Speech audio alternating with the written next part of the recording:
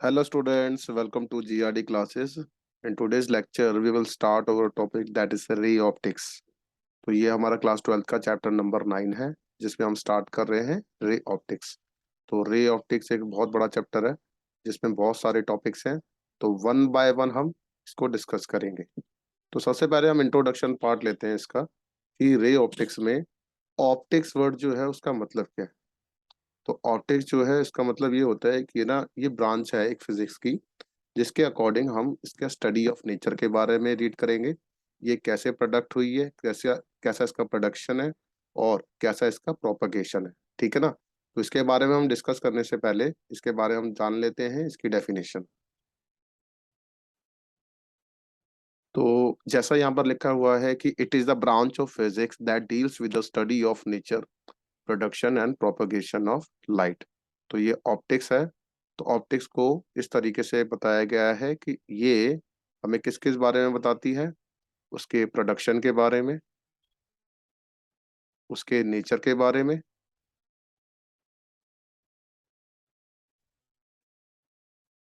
और उसका प्रोपगेशन किस तरीके से है, किस तरीके से वो प्रोपगेट करेगी। ठीक है।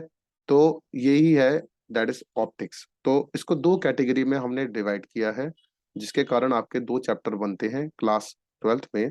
तो ऑप्टिक्स को रे ऑप्टिक्स और वेव ऑप्टिक्स के अकॉर्डिंग डिवाइड किया है। तो रे ऑप्टिक्स भी उतना ही इम्पोर्टेंट है जितना वेव ऑप्टिक्स है। ओके।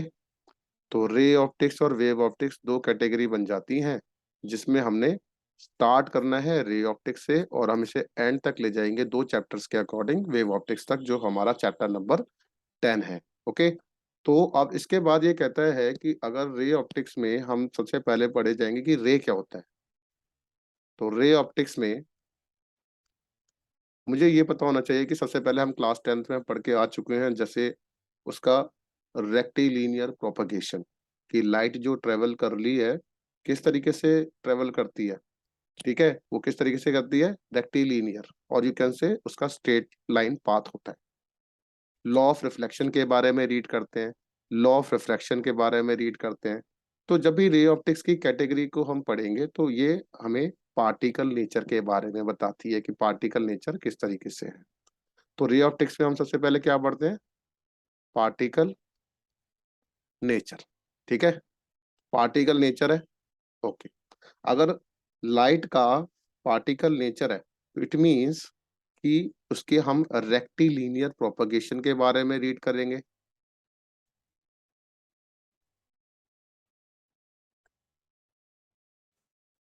तो लाइट रेक्टिलिनियर प्रोपगेट होती है। इसके बाद हमने क्लास 10th में भी रीड कर लिया है कि लॉ ऑफ रिफ्लेक्शन। ठीक है ना। तो लॉ ऑफ रिफ्लेक्शन में क्या होता था, angle of incidence angle of reflection के बारे में इक्वल होता था। And refraction, refraction of light, इसके बारे में भी रीड कर चुके हैं। ठीक है ना। अब इसके बाद है दैट इज, जैसे हमारे पास ये कोई एक प्लेन है, इस प्लेन पर अगर मैं कोई एक लाइट को इंसिडेंट कराता हूँ तो मैं इस लाइट को बोलूंगा दैट इज इंसिडेंट रे। क्या बोलूंगा, इंसिडेंट रे।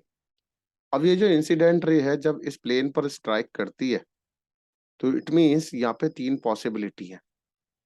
RAT, रैट, ये रैट नहीं है, बट आर मतलब यहाँ पर जो बताता है दैट इज रिफ्लेक्शन।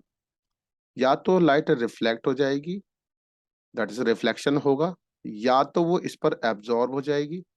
अगर वो एब्जॉर्ब होगी तो इट मीन्स वो एग्जाम्पल वॉल का होगा। वॉल जो आपके घर की दीवारें हैं अगर लाइट उस पर पड़ती है, इंसिडेंट होती है, तो दैट मीन्स इंसिडेंट रे जब भी किसी वॉल पर स्ट्राइक होती है तो उसमें लाइट एब्जॉर्ब हो जाती है, रिफ्लेक्ट बैक थोड़ी ना करती है या ट्रांसमिट करेगी। तो टी मतलब जो है यहाँ पे ट्रांसमिशन। ठीक है। तो ट्रांसमिशन किसका केस बन जाता है, जब एक मीडियम से दूसरे मीडियम में जाएगी। ठीक है ना, तो उसे हम रिफ्रैक्शन कहते हैं। तो सबसे पहले हम स्टार्ट करते हैं that is reflection of light. ठीक है, क्या बोला मैं, that is reflection of light.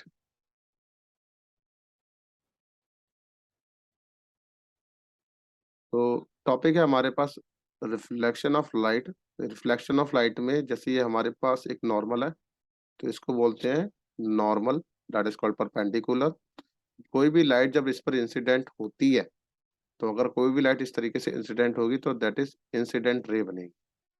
ठीक है, तो ये इस तरीके से जाएगी, और लाइट जब रिफ्लेक्ट होगी तो उसको मैं दूसरे कलर से दिखा रहा हूँ। इट मीन्स वो इस तरीके से यहाँ पर रिफ्लेक्ट होगी, ये देखिए। ठीक है, तो अगर एंगल आई, अगर एंगल एयर की बराबर हो जाता है, तो इट मीन्स नॉर्मल के साथ जो एंगल बनता है इसे एंगल ऑफ इंसिडेंस कहते हैं। This is called incident ray. और ये वाली रे को बोलेंगे रिफ्लेक्टेड रे। तो रिफ्लेक्टेड रे जो होता है वो सेम मीडियम के लिए यूज किया गया है, तो दिस इज एंगल आर। तो एंगल आई जो है वो एंगल आर की बराबर है। ठीक है, तो कहता है the angle of incidence is equal to the angle of reflection. तो यही है लॉ ऑफ रिफ्लेक्शन। क्या कह रहा है ये? The angle of incidence, incidence मतलब I, is equal to angle of reflection.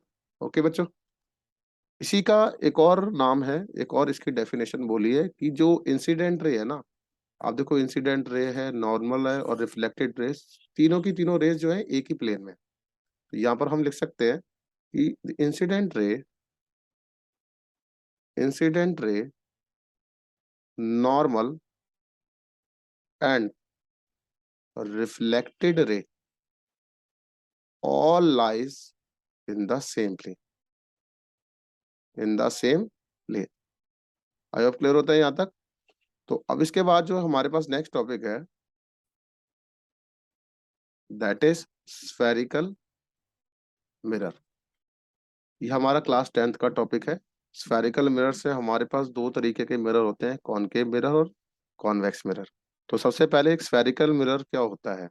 Spherical mirror में हमारे पास सबसे पहले ये है कि ये अगर मान लिया जाए मेरे पास एक स्फेरिकल बॉडी है, तो उसको मैं अगर इस तरीके से यहाँ से कट कर दूं, ठीक है ना, तो यहाँ से अगर मैं कट कर देता हूँ, तो ये ए पी बी, ये ए पी बी वाला जो पार्ट है, ये इसका सेंटर है, ये जो स्फेरिकल सरफेस का सेंटर है, लेट इट बी ओ। ठीक है, तो ये दो तरीके से हो सकता है। तो अगर मैं यहाँ पर इसको ड्रॉ करना चाहता हूँ, तो ये एक फर्स्ट सरफेस है और ये इसी तरीके से एक सेकंड सरफेस है, बस दोनों में डिफरेंस क्या है? अगर मान लिया जाए मैं इसको इस साइड से पॉलिश कर दूं, ठीक है ना, तो ये एक हाइलाइटर से जो मैं इस तरीके से दिखा रहा हूँ ये आपको, तो अगर मैं इस साइड से, बाहर की साइड से पॉलिश कर देता हूँ, तो इसको मैं कॉनकेव मिरर कहूंगा। अगर मैं इसको अंदर वाली साइड से पॉलिश कर देता हूँ सिल्वर सरफेस से, तो दैट इज, ये अब कॉन्वेक्स मिरर बन जाएगा। ठीक है ना, तो अब इसके बारे में लिख देते हैं। ये वाला जो साइड होगा, ये जो अंदर वाली साइड होगी, तो इट मीन्स ये एक रिफ्लेक्टिंग सरफेस है, यहाँ पे लाइट रिफ्लेक्ट होगी। ओके, समझ में आता है? तो यहाँ पर ये वाला साइड क्या होगा?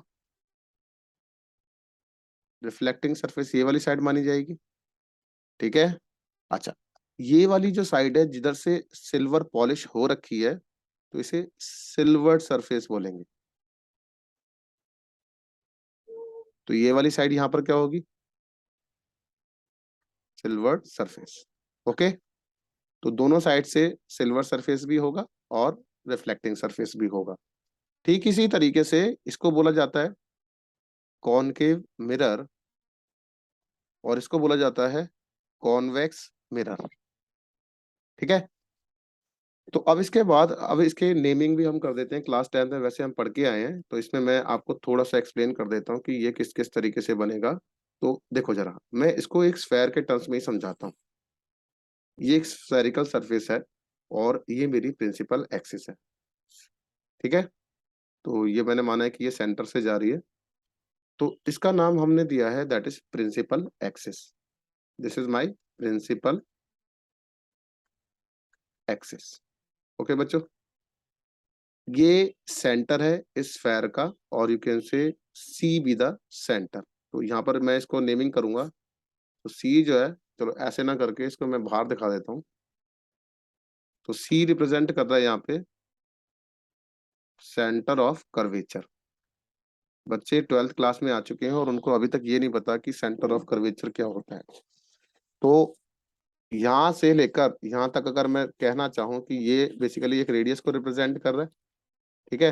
तो this is my R, okay. तो दिस पॉइंट इज बी और दिस पॉइंट इज ए, जैसे मैंने पिछली फिगर में बना रखा था। तो ये ए बी हो गया, इस पॉइंट को मैंने पी बोला है। पी रिप्रेजेंट कर रहा है यहाँ पे पोल, ओके। और सिल्वर सरफेस मान लिया जाए, मैंने इस बार इस तरीके से बाहर की तरफ बना दिया। तो आप मुझे बताइए बच्चों कौन सा मिरर बना है ये, मुझे कमेंट्स में रिप्लाई भी करेंगे सही बच्चे कि अब ये एपीबी वाला सर्फेस अगर पॉलिश हो जाता है तो इट मींस ये वाली सरफेस को बोलेंगे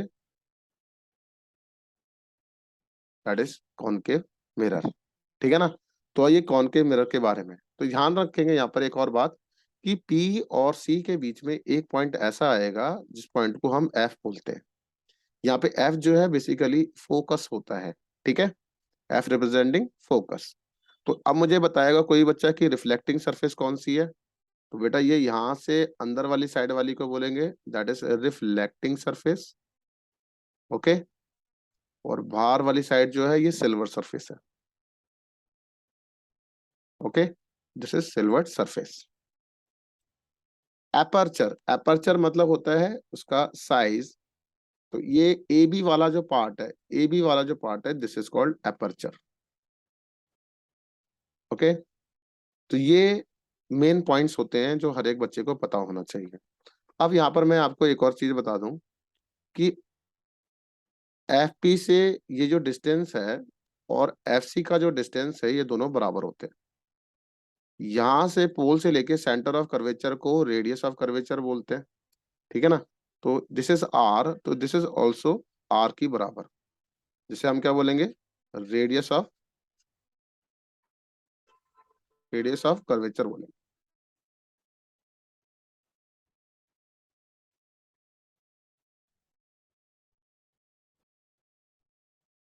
तो this is my radius of curvature. तो जो ये वाला जो पार्ट है दिस इज रेडियस, तो ये आर की ही बराबर है, ठीक है। तो आर की ही बराबर है तो इट मींस आर यहाँ पर क्या बराबर है रेडियस ऑफ कर्वेचर, ठीक है। सी से लेकर एफ तक का डिस्टेंस और पी से लेके एफ तक का डिस्टेंस दोनों बराबर है, तो इसलिए हम आर को 2f की बराबर भी मानते हैं। तो अगर इतनी बात आपको पता चलती है तो आई रिक्वेस्ट कि इस वाले लेक्चर को, ये इंट्रोडक्शन लेक्चर है, क्लास 10 से रिलेटेड है। कोई भी डाउट है तो please contact on my WhatsApp number और subscribe my channel. Thank you very much.